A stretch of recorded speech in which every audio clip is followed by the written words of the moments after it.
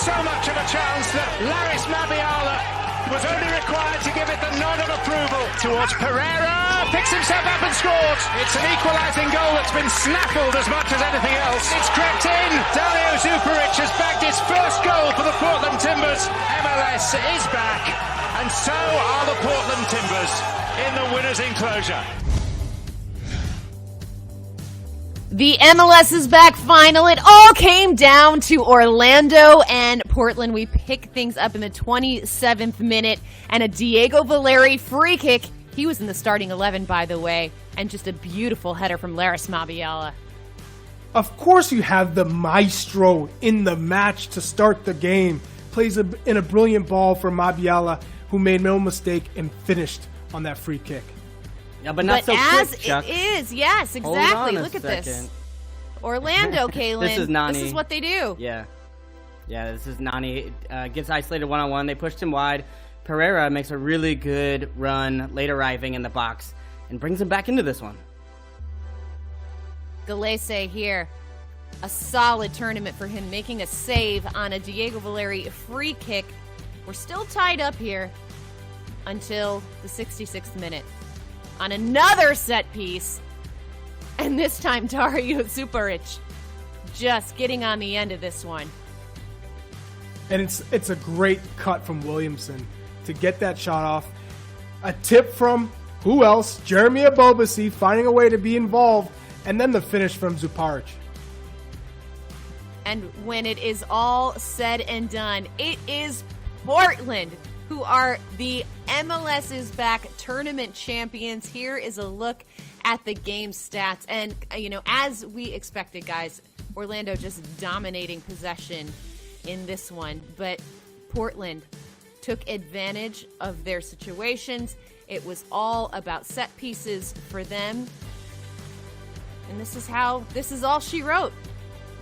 Portland, baby, your MLS is back tournament champions. Welcome to the MLS is back final post-game show presented by Wells Fargo. I'm Susanna Collins, joined by Kaylin Carr and Charlie Davies. Well, guys, when it is all said and done, it is the Portland Timbers who are walking away with yet another piece of hardware, the MLS is back tournament trophy. We've had a few minutes now to let it sink in. Charlie Davies, after all of this time, what did we say? 39 days, 51 games. Are Portland the worthy champions here? Susanna, 100%. They deserved it. The way they came together, the organization, whether you're dealing with Diego Chara, Sebastian Blanco having a big role, and in the end, Diego Valeri, the maestro. We're all questioning his influence. Can he do it? 34 years old. Is he going to start? Is he not going to start? Not only did he start, he had the two pivotal plays to get them the championship off of set pieces. His delivery. And he was good, finding the right spots, getting fouled. In the end, it was the experience that got them this trophy. They relied on that heavily.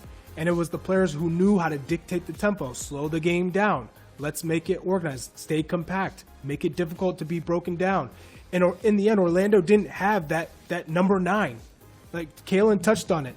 The difference between these two teams was Abobasi being the number 9 for Portland and Akindele, who just was not effective. If he's not playing in behind, if he's not stretching defenses and making runs, and Portland was not going to allow that to happen, dropping deep, then with him checking to the ball, you played right into Portland's hands, and it made it predictable. It made it easy for Portland to counter, and in the end, the better team won tonight.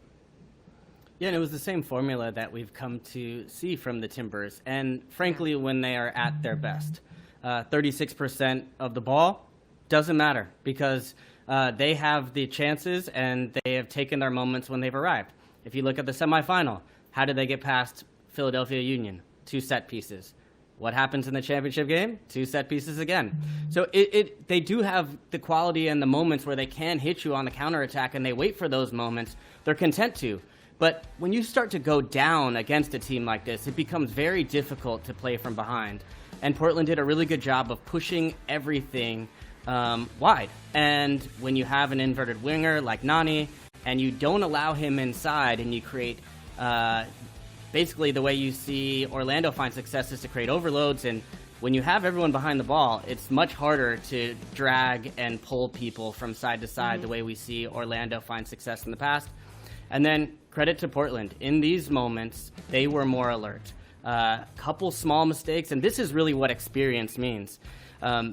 They were more alert on set pieces in this match, and Orlando just makes a couple mistakes where Nani kind of goes rogue and goes on his own and says, I'm going to sniff a play out, I'm going to stay on the line, instead of trusting the system, which is to push up, and the moment the ball gets any sort of distance, you have to push out. So those small margins really went Portland's way, and that's the experience, is in those small moments and in those small margins being able to get to the best of the other team. A question for both of you, actually. This is such a unique tournament. This isn't, I don't want to put this on the scale of winning MLS Cup or, a Champions League or even a US Open Cup, but knowing that this is the first one, this is such a unique situation. They have been in this bubble for so long, so much work and effort, and on the part of the players, the coaches, the medical staff, the families have been put into putting this thing on. What is the emotional aspect of winning a tournament feel like in this situation, Charlie? What do you think these players are feeling right now after having gone through such what is ultimately a once in a lifetime, which we hope, experience? All this hard work and time away from our family was worth it in the end. And we came together as a family. Usually those are the teams that are going to have success. When you look at it in a positive way, you have all these outlying forces coming against you, working against you, COVID-19, people getting sick, and you have to come together in this bubble, inspire the country, and really work together to make this happen. And Giovanni Savarese, being the coach, has to orchestrate it and make sure that everyone's bought into it and understand this is bigger than us. And these guys show that they have the quality, they have the character, and it's only going to make them stronger. So come MLS, when they get back to the regular season, the playoffs, they're going to use this. They're going to use this as motivation. This is going to be their base, their building blocks, their foundation to try and win more silverware. It's always a positive when your team can win something. And this is a tournament. This counts. They're going to hang this in the clubhouse. They're going to always look at this moment and say, you know what? We all went through difficult time, all of us, but we came out on top. We came out on Charlie, top. It was an impressive performance. Yeah, I agree. I totally agree. And Portland will be the one to take away the trophy and a little bit of cash, as well as the CCL spot, which is probably the biggest for that club. I think they will account themselves well and represent MLS well. But there's a lot of positives for not just Portland to take away from this tournament.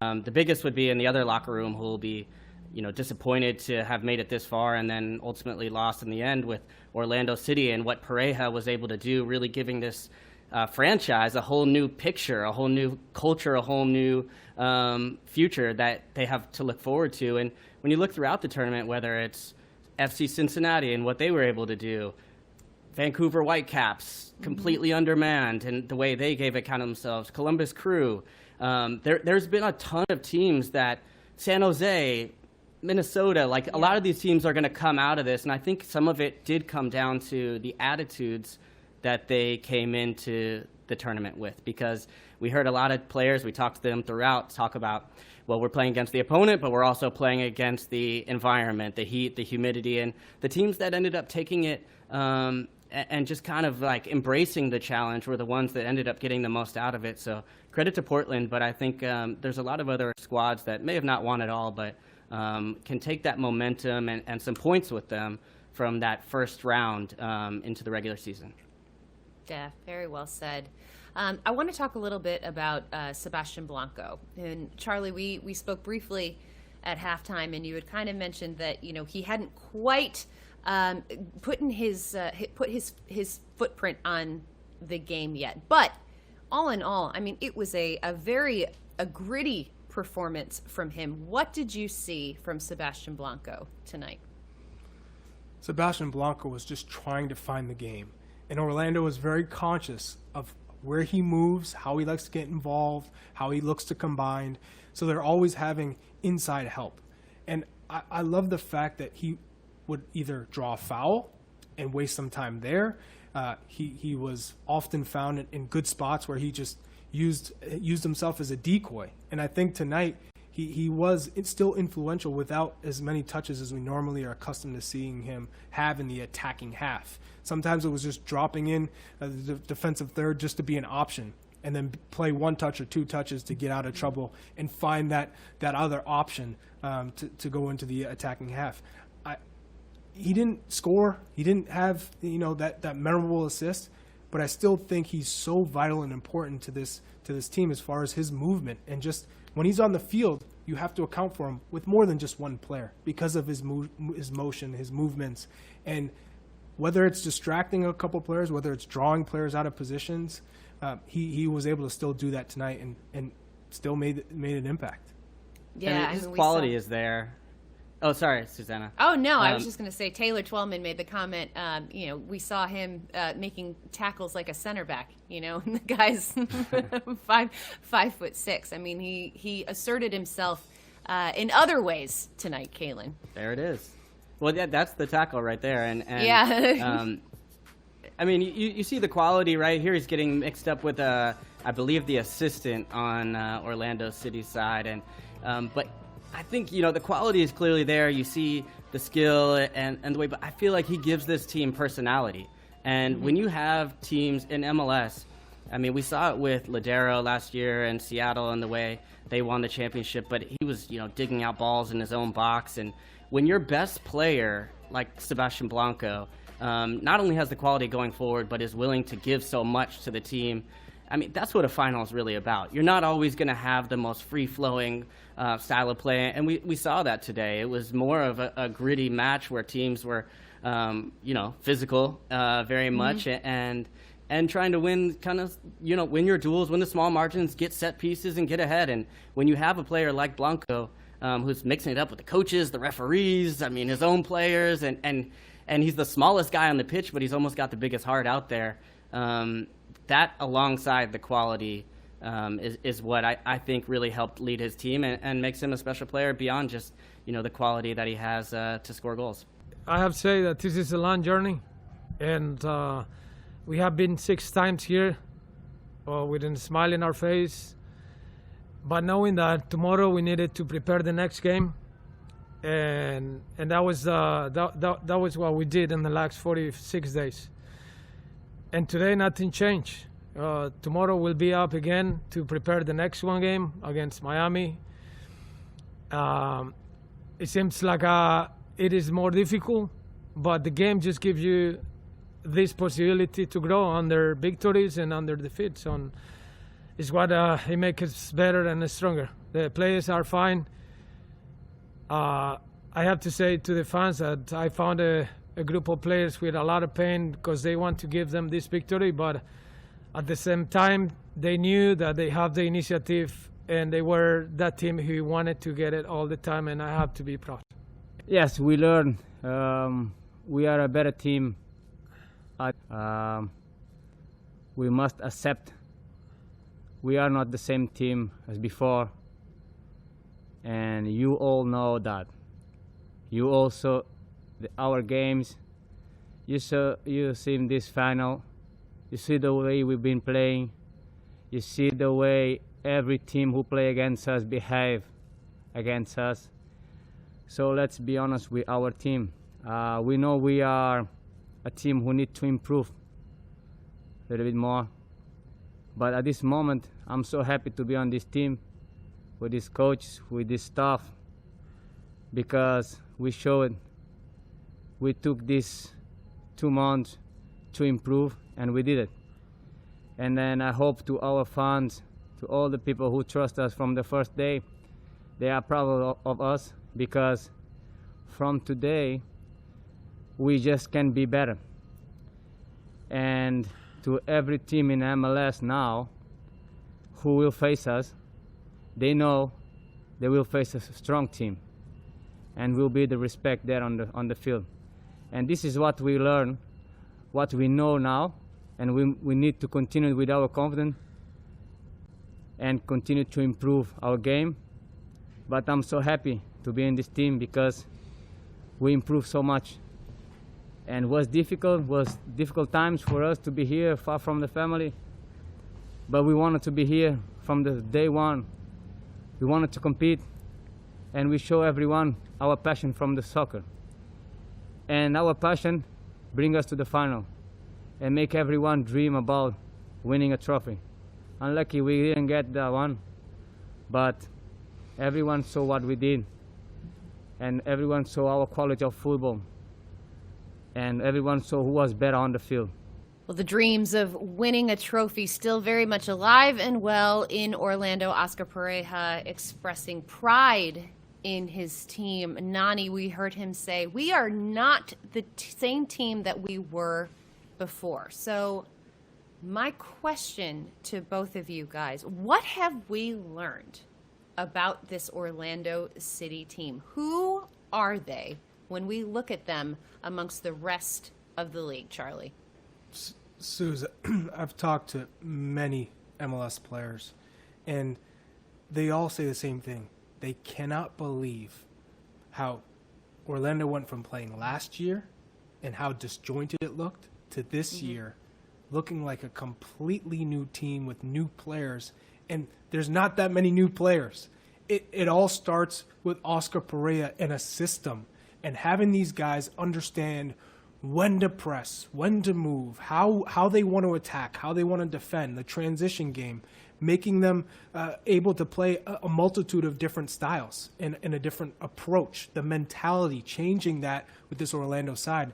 And it's been great to see. When you watch them play, I love it because they keep possession, they can counter, they get both fullbacks involved in the attack. They have Antonio Carlos, who has been a great acquisition at center back, winning aerial challenges, building out of the back. And then Galese, we saw him tonight, Pedro Galese, make a ton of big saves. They weren't getting that last year or in years past. When they have a team that can compete and beat anybody, which is what they have right now, it speaks to how important that a coach is with his ability to reach a team and pull the best out of them and make them perform the best every week, every game. And that's what we've seen with this Orlando City side. And they don't even have a striker who's going to score 15 or 20 goals, and they can still create chances. They can still be dangerous. Imagine what Oscar Pareja can do in 2 years' time, 3 years' time. I'm really impressed with what I've seen from Orlando City because they can compete against anybody and they can play the game the right way. It's a very attractive style, the way they can possess the ball and come at you and from each sideline through the middle, out wide. They've really looked dangerous in a multitude of different ways. Yeah. Kaylin, is there, you heard Nani talk about we need to improve. So if you had to pinpoint an area in which Orlando has room for improvement, where they need to focus their energy on, what would you say that is?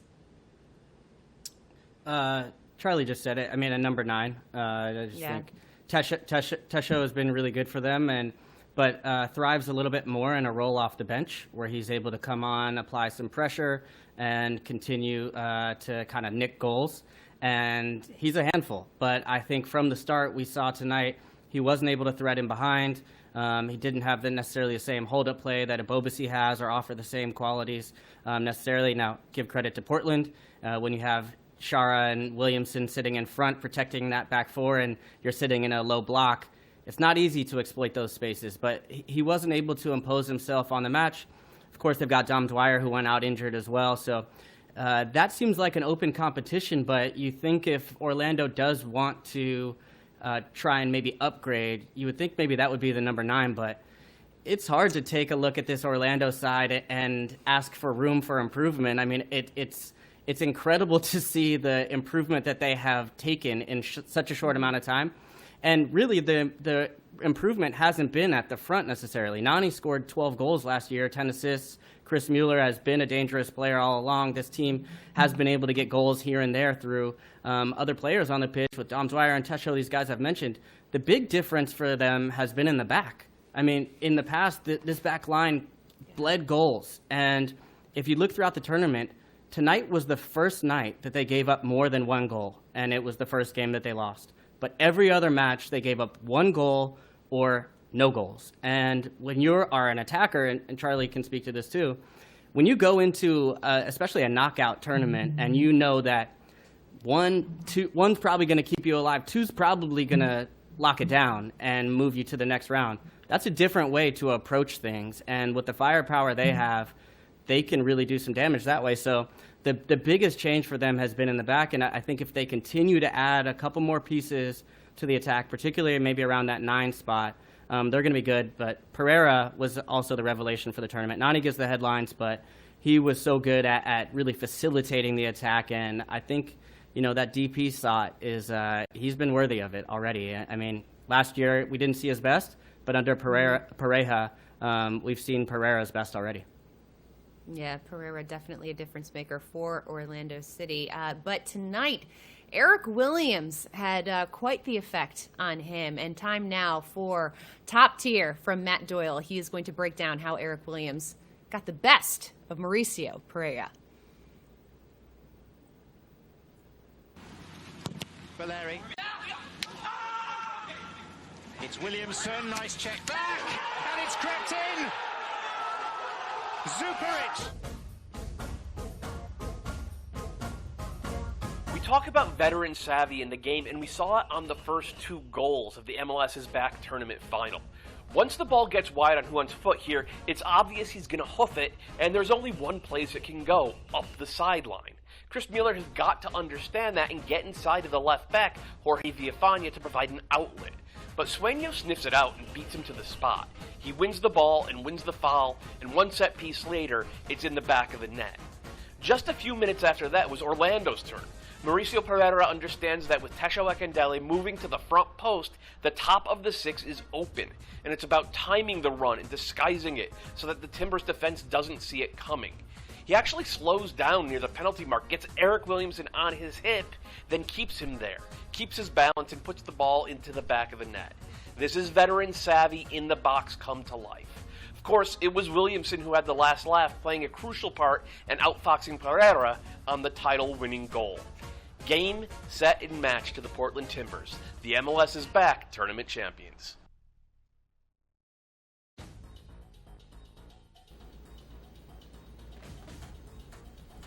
All right, time now for the Audi Goals Drive Progress. And, of course, prior to tonight's game, Audi was contributing $1,000 to MLS Academies for every goal scored. Tonight, though, during the finals, every goal was worth $5,000. There were 146 goals prior to tonight, plus 3 goals in the MLS's back final presented by Wells Fargo to bring us to a total of $158,000.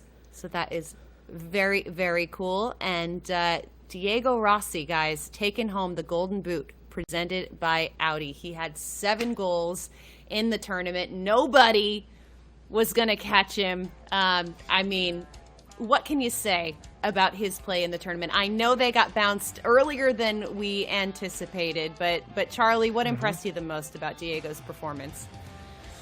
Well, you said 7 goals.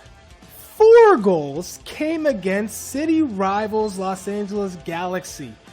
That is a massive performance from Diego Rossi. But what we saw from him in this tournament was, okay, Carlos Vela's out. Who's going to step up? This man, Diego Rossi, did. And it was with his runs. He was aggressive. He was relentless in that attacking third. Always making runs, making himself available. He was a danger man. And it also created space for everyone else on that front 3. A deserved winner of this Golden Boot, and because of his electric style of play with the runs and always trying to create chances and being there for rebounds, putting himself in good positions, it allowed LAFC to thrive in the attacking half. So everyone thought, man, they're going to beat teams 5-4 if they have to. Ultimately, it didn't work out for them. But Diego Rossi had a massive performance throughout this tournament, and you know he's going to come back when this regular season gets started again and look to build off of what he did here.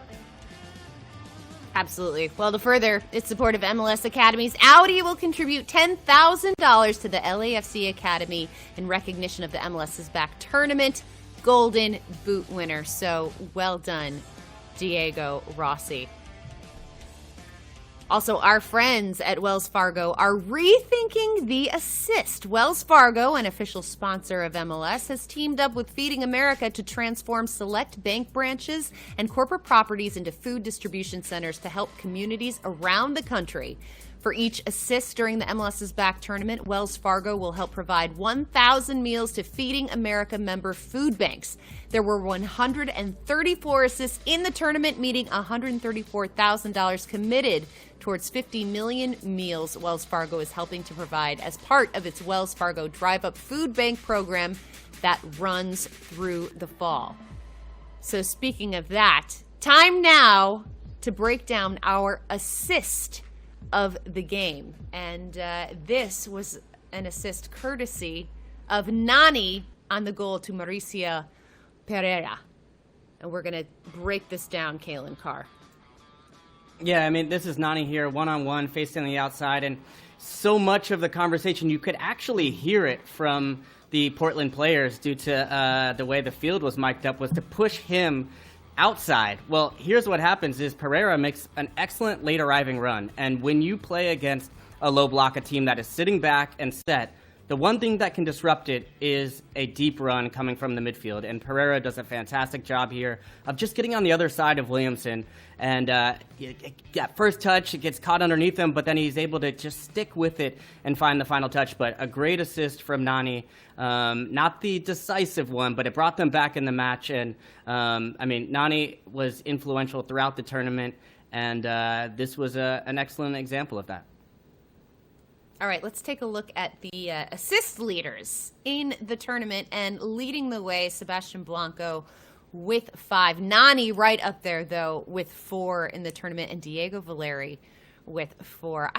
Diego Valeri, I mean, what a special player. And one of the things that we wanted to talk about is that this was potentially one of, I mean, Charlie, you kind of alluded to this. This is one of the, perhaps the last opportunities for guys like Diego Valeri and Diego Chara to win some hardware with the Portland Timbers. I mean, they have just been such an integral part of that team, the heart and soul of them. What do you feel like their legacies are with this Portland club? They'll last forever, because those are 2 of the most competitive, talented guys we've seen in this league. And they won an MLS Cup with Caleb Porter as the head coach, and now they've won the MLS is Back tournament. And sure, you're dealing with all these external issues, but at the end of the day, everyone had to deal with it. And they came out, and they had the troops rallied, and they performed. And Diego Valeri, whether it's his right foot or left foot, touch of class. And his service, we've seen him have bangers outside the box, his combination play. He's just a terrific player to watch, and it's fully deserved that he can go out, even if he doesn't win another trophy or he doesn't play another year. We'll always remember what he brought to this league, and what he did for the Timbers community and the Timbers Army, and what he means to them. It was a fantastic performance from him, from Diego Chara, from Sebastian Blanco, and the rest of the squad. I was very impressed with their approach to this tournament and how they came together. And look at them, pop those balls, yeah. pop.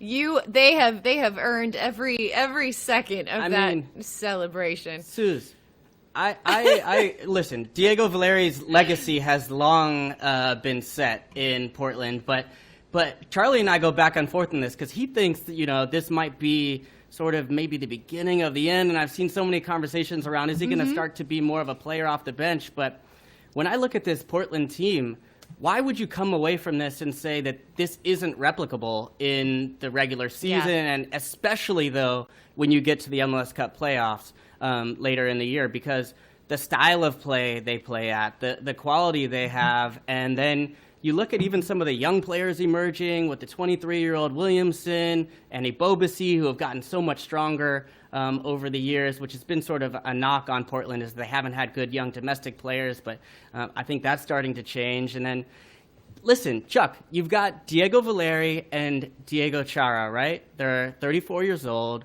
but they've now moved down to being TAM players. So that's allowed the team to go out and get Yumi Chara, who I don't think we've seen the best of yet. And then we have Nievskoda, who has come in and been good so far, but still early days for him, and then Sebastian Blanco. So why do you think that maybe this isn't something that we can expect to see maybe this year and then even leading towards CCL, which they've now qualified for, and maybe even in the next couple years to come?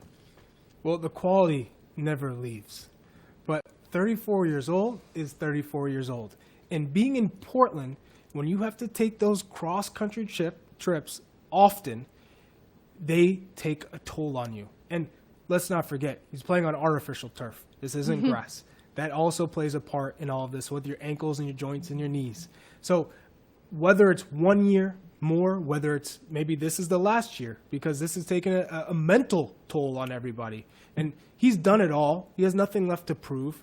He's obviously getting everything out of his game and lasting, loving every minute of that experience of playing professionally. But I don't see him playing for another 2 years. I really don't. And I'm glad that we're all getting a chance to really watch him and send him out the right way. And he now he's winning a trophy, whether this is his last season or next year's his last season. It does add up, all the mileage on the body, the wear and tear. And I think he's deserved a big clap send off. But it is something where I don't foresee him playing for too much longer. No, but you don't lose the mind. You said it. You don't lose the mind, and he's had a goal or an assist in every match of this tournament. All right, boys. Besides one. Okay, time now, fellas, for our body armor best 11 of the tournament. We were tasked with putting together our standouts for this one. I guess we're starting with me here. I don't think there's really any surprises here. I mean, once again, this has been my mantra all tournament. Just kind of go with your gut. And it's hard to deny the contributions of all of these guys. I mean, Andre Blake in goal was just absolutely outstanding. Philadelphia would not have gotten to the point that they did in the tournament without him. Diego Rossi, our Golden Boot winner, up there along with Nani and Jeremy Ebobisse, who had an incredible tournament. I feel good about this. I don't know about you guys, but I like it. I like it, Susanna. Yeah. Yeah. I put a lot of thought into this, and I was just like, it all felt good. Yeah. Which is all you can ask for. I like that you're giving the young players credit. Yeah, and I think I like that. Because I think that's been one of the stories of the tournament. And so we've seen the emergence of a Brendan Aronson, or Mark McKenzie, or João Moutinho, and Ayo Akinola, a bunch of them. And those guys did not end up making my list. Moutinho did, but and Jeremy Ebobisse, I thought, was a standout star as far as the strikers. Nani, whether you call him in the forward list, which you had him in a 4-3-3, I don't know. He's sort of tucked inside my midfield somehow. But I added Gregush to the midfield. I thought with Minnesota United, they deserve some representation, mostly so Adrian Heath doesn't get upset. No, Gregush I deserved to be there. He was the facilitator and really one of the they were so dangerous on set pieces throughout. And Pozuelo had 5 assists. And then, it came down a little bit to the back decisions. Mabiala, he gets the goal tonight. That was huge. Moutinho, such a big part of Nani's success, I think. And then it came down to Mark McKenzie. But I chose Andre Blake and Gaddis. I wanted to give a shot. Huan. Yeah. But I thought Mensah had not. They hadn't given up a goal through the group stage. So I thought, whether it was Nagbe, Zelarayan, there were some good options. But I wanted to get their back line, and Mensah was the rock of that. I think ultimately made my decision to put him in my 11. I like it. Charlie, what you got? Yep, Andre Blake, although Pedro Galese was right there. Andre Blake just made I know, I so struggled many with that one too. big-time saves that I had to give Andre Blake the nod. Antonio Carlos, for me, was the best defender. 1v1 aerial challenges for Orlando. We saw what Mabiala does for Portland on set pieces and his command and presence. And João Moutinho, similar to what Kalen said, just so influential. Against Montreal, he had 103 touches, the most across all of Orlando City as far as players being involved in the game. So that's at the left back position. You got to give it to Moutinho. Plus, he had a game-winning goal against his former team, LAFC. And in the midfield, Diego Chara, end-to-end, wins all the balls for them. And then Blanco, MVP of the tournament. Pozuelo, 5 assists. His team got booted early, but he was still such a baller. And then Nani, right there, runner-up for MVP. Jan Gregush, killer set pieces. Had a great tournament. Reads the game really well. Tidy on the ball. Doesn't give up possession. And then Diego Rossi, Golden Boot, and Abobasi. It was between Abobasi and Ayo Akinola. And I think just Abobasi's all-around game, he's improved so much. So I gave him the nod. And I thought that the guys did a great job to make sure that that we didn't allow them to be able to get in those spaces that they can hurt us. I think the first probably 20 minutes were the most difficult, and then little by little we start getting the ball a little bit more, moving it around, getting a little bit more possession, attacking spaces in behind, being more dangerous, and scoring the first goal was a very important sign for us to feel that we were following the right path to be able to get in the right side of the game. Second half, I thought that we did even better, and we created chances. So I thought that the performance of the players, the way they executed the plan was very well done, and we played, as I said, against a very good team that we knew was going to propose a very difficult challenge. We'll go to Caitlin Murray. Hi, Gio. Congratulations.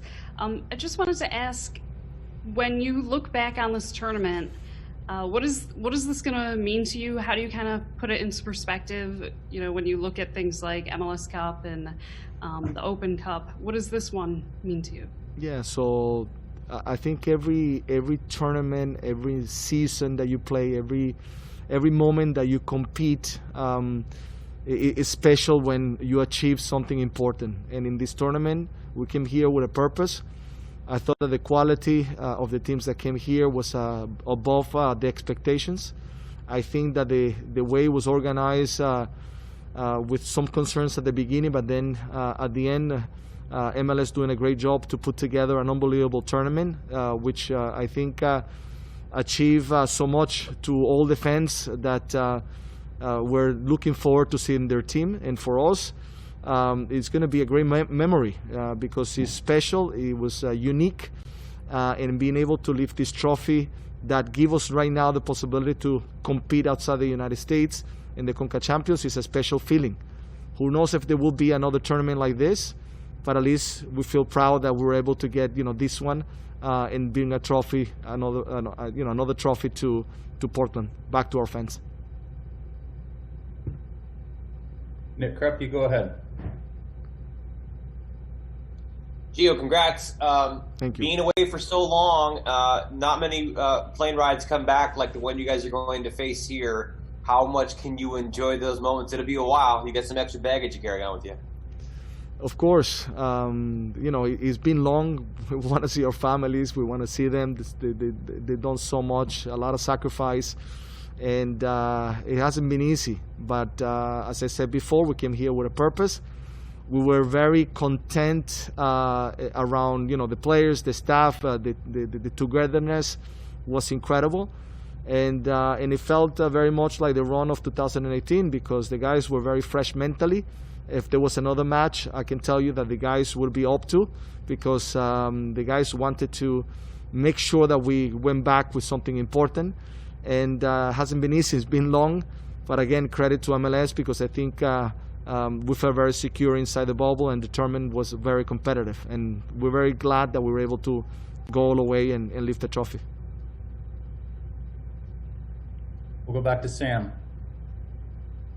Thanks. Gio, congrats on the win and congrats on the title. Just kind of building off that last question, what has this last, 40 or so days been like for you guys, and how gratifying is it to end with a trophy? Yeah, so it hasn't been easy, but we felt very secure. We felt, as I said before, that MLS did a great job to make sure that that we were in this bubble, and we were able to feel that our minds could concentrate in competing besides anything else. I think for us was great being inside to watch so many matches as well. We're looking forward every single day, waking up early to watch the game in the morning, watching the 2 games after, having chats with colleagues, with looking at the whole MLS, to be able to go all the way and win this great tournament. We feel very proud. So all around, I think credit to the players, credit to MLS, and as well Orlando did very well to arrive all the way to this stage, and it was a very difficult match today. Jonathan Tannenwald.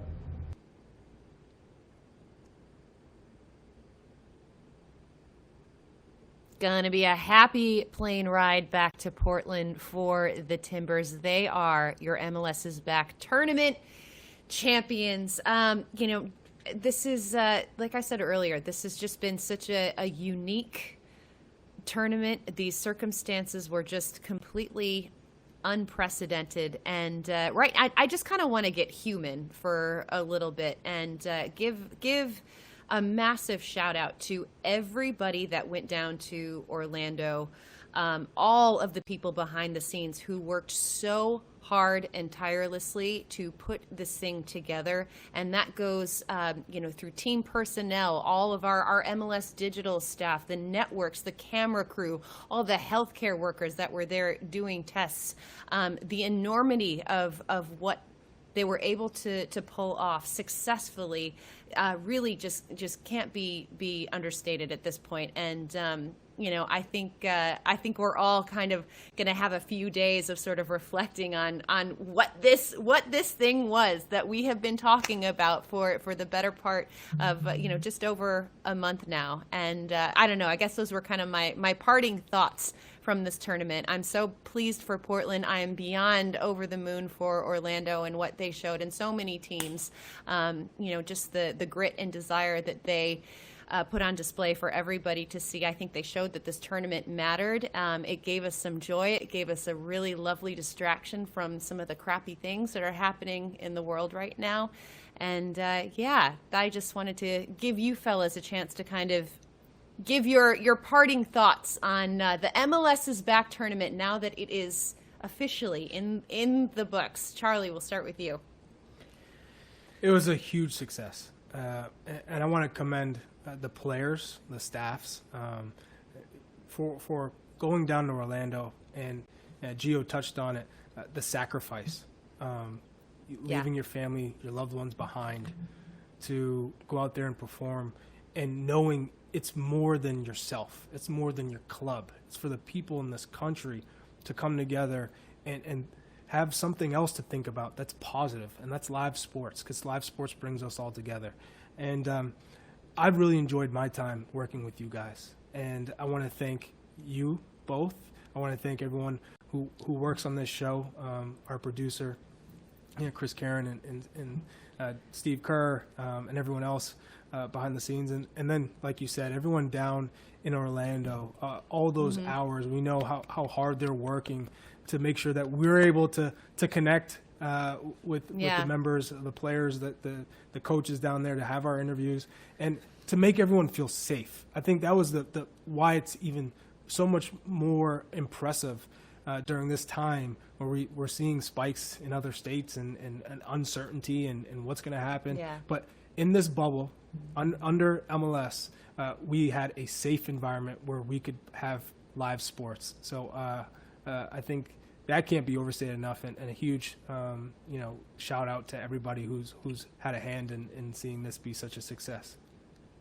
Well said, Charlie. Kaylin, what about you?